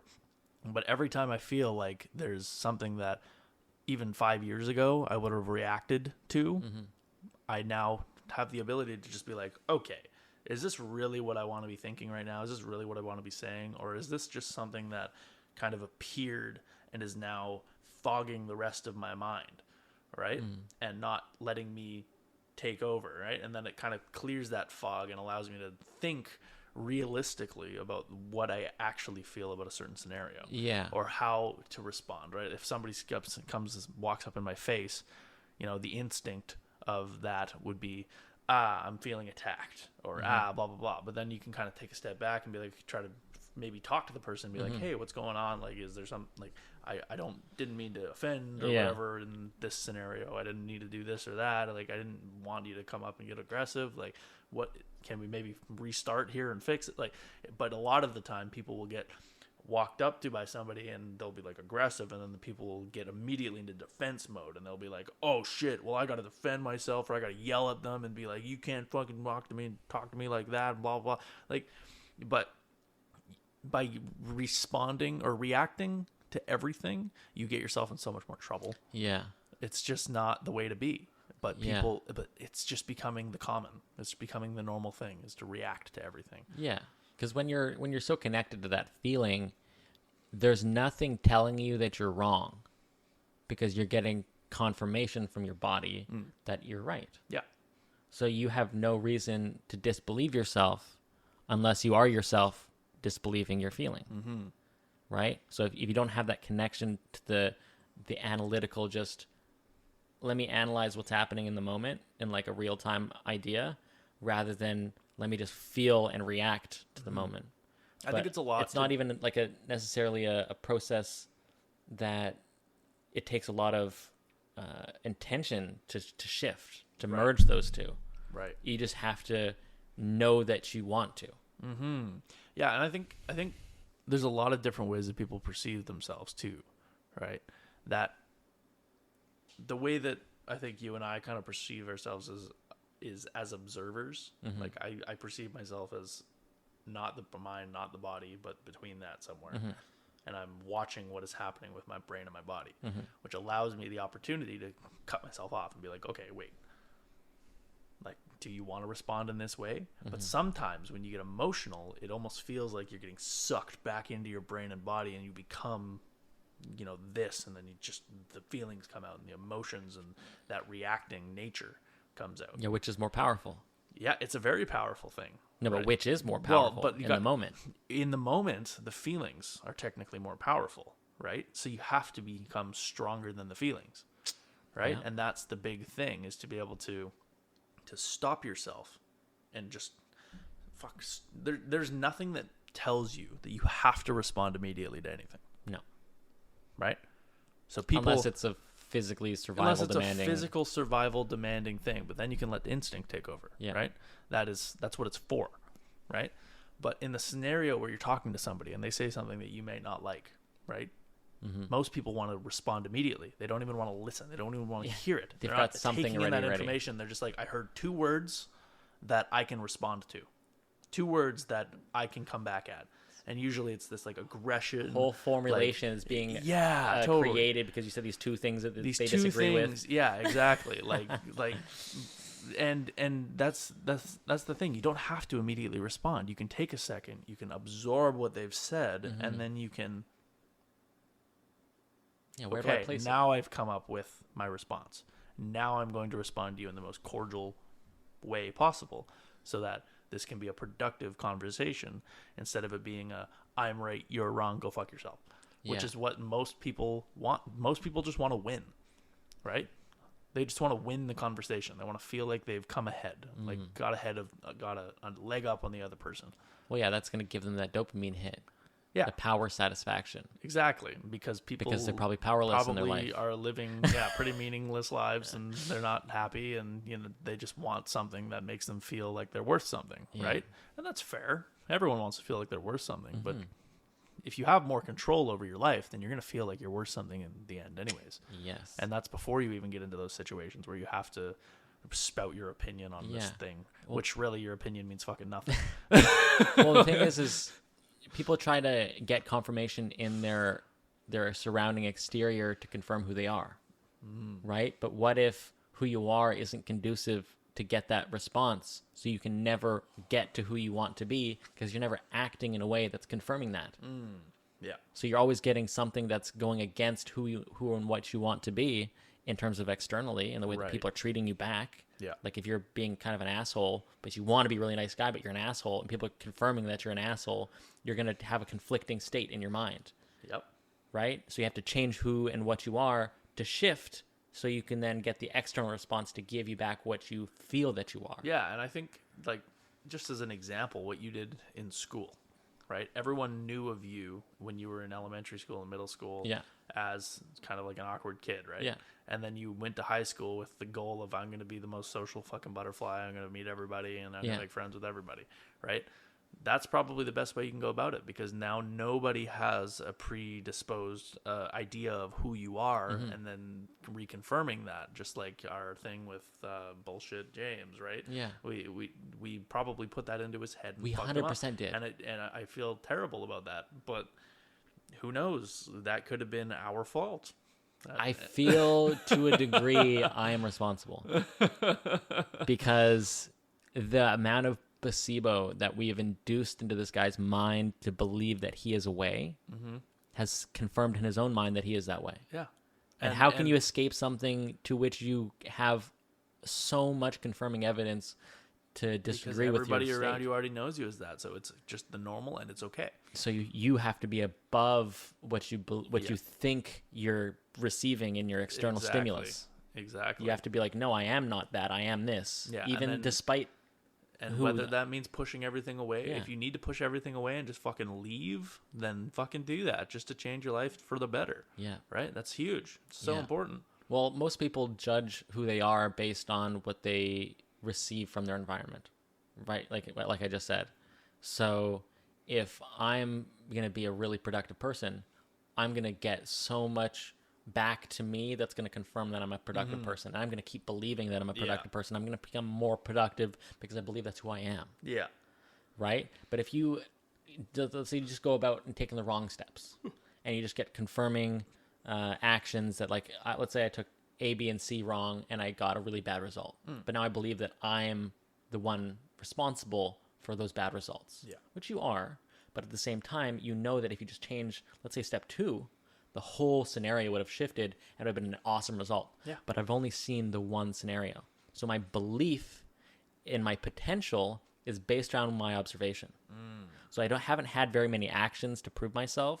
I'm going to believe myself useless. Right. And if I believe myself useless, I've hindered my next attempt to try this thing and succeed because I believe myself I'm going to fail already. Right. But now I've already confirmed my destiny and I'm going to fail. Yeah. Because I have no belief in the ability to plan for something that can succeed. Right. So And I'm only on attempt number 2. And I've already hamstrung myself just by not thinking myself capable because I failed once. yeah. So it's really important because it's okay to fail. Totally. And it's You okay have to to make the fail. mistakes. It's okay to think that even that you're going to fail, right? But you only have fail when to- you stop. Yeah, exactly. But you have to be able to continue to, and this is why I said at the beginning of our chat here that I got that little book for archery, right? And to write down this information every single day, right? Is because if you continue to do it in a certain way and you continue to believe that you're going to fail, you're going to fail. It's just how it is. But if you say, okay, this is a stepping stone. I failed today maybe, but tomorrow I'm going to do better. Yeah, Because because now of I X, Y, have and an Z. idea of what it is that caused me to fail, right? Instead of it just being, oh, I'm just a failure. I fucking suck, right? Instead of that, you should be telling yourself, okay, so I made a mistake today. This is going to happen. This is just normal. Nothing's perfect. The world isn't perfect. So now tomorrow, what can I do better? What did I mess up on today that I can work on tomorrow? And if you have 4, 5, 6 things, just choose one. Just choose one to work on. Don't overwhelm yourself and make yourself feel like you need to fix all 5 things tomorrow, because that's just a way to lead yourself to more failure. Right? And fear of doing that thing because you're going to feel overwhelmed. Exactly. So going back to the idea of archery, just okay, the way that I pulled the bow did not work for me. The mantra that I used did not work for me. The area in which I was aiming did not work for me. Let's just start with how I pulled the bow. Let's do that tomorrow. Okay? We're going to take our 20 shots, but I'm going to make sure that, like, if my mantra's down or whatever, I'm just going to focus on that fucking bow. Pick it up, pull it down, line it up, make sure it's all perfect, and we're going to do that every single shot. That is what I'm going to focus on. And the things that I've already got down and I understand will just come naturally. The other things that I need to work on, that'll be Tuesday, that'll be Thursday, that'll be Friday's problem. But today I'm working on the one thing so that I make sure that I understand that this is what I'm doing, right? And then you've never really failed because you're always trying to learn. That's the big thing. There's no such thing as failure if there's a learning experience that comes from it. Yeah, I think it's deeply rooted in your expectations. Because if your expectations are that you are going to succeed, well, you've already failed because you don't know that. Yeah, but your expectations need to be, I am going to succeed, but it's not going to happen overnight.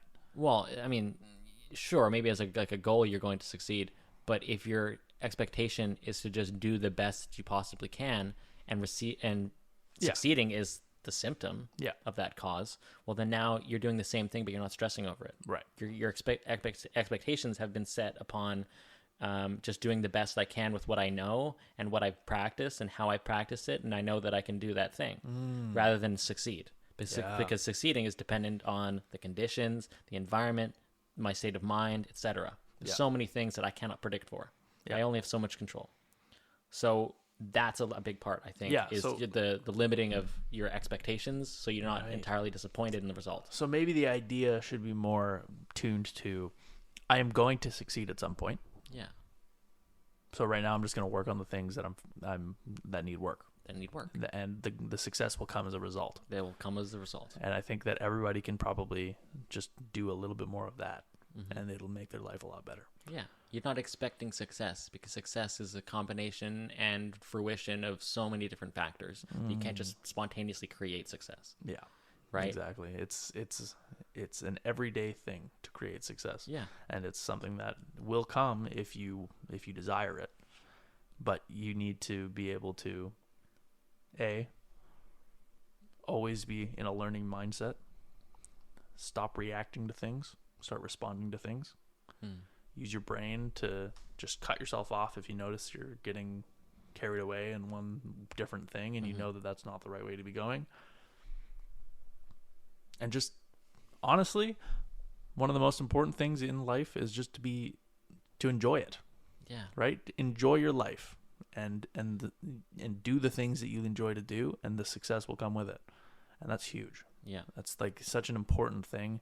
And then I think once I found that to be kind of the more effective way to live, the rest of these things started just slowly falling into place. Not immediately, right? They're not all immediately just like, oh, now I understand everything. But there's bits and pieces that have come into place in my brain that work for me. And there's other things that I'm still missing that I'm going to need to find. Yeah. But I can see the progression happening. And it's a beautiful thing when you get to it. So Yeah. If you're not looking for that new thing, how can you integrate it? exactly. Right? Like if I have my current paradigm, my current perspective, right? The way that I perceive through my prism, right? If my prism is tainted in a way, I'm going to keep seeing that thing. So it's up to me to change how I see it, to change how I perceive it, right? Because if I'm always getting mad at some certain specific thing, well, that's my problem. That's not that thing's problem that's making me mad. It's my problem. Yeah. That's way nothing to do with making me mad. This person could be fucking smashing the greatest guitar that's ever been, but it's my problem to get mad at that guitar getting smashed because it's not my guitar. It's not my problem. Yeah. But I'm the one feeling some kind of reaction to that thing getting smashed because I want that thing. How are you doing that to thing that I want? The Yeah. thing that I like to have? It's like you're physically attacking yourself now Yeah. at this point by identifying yourself with that random object or that random situation or that person's opinion or your own opinion, right? You're self-sabotaging when you identify yourself as something that you're not. Yep. As much as you are technically everything that you experience, because you're kind of a composite of all of it, you're not any one thing. So there's nothing to necessarily attach yourself to other than your personal ideals. But even those things, you don't want to absolutely defend to a point of sacrifice unless it's worth that sacrifice. Well, and very few things are worth that sacrifice. Very few. You want to be able to always have an open mind to everything. Yeah. That's you have to be open. so important. Always have an open mind and just always be willing to learn. That's the most basic thing of being human. Always be willing to learn. And always be willing to take away from an experience. Always be responding instead of reacting. Because reacting is just autopilot.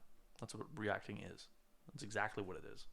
Right? But when you're responding to something, you are absorbing the information. You're acknowledging what it is that is being said. And then you are having in a conversation, as an example, you're coming back with potentially valuable information to both of you. Right?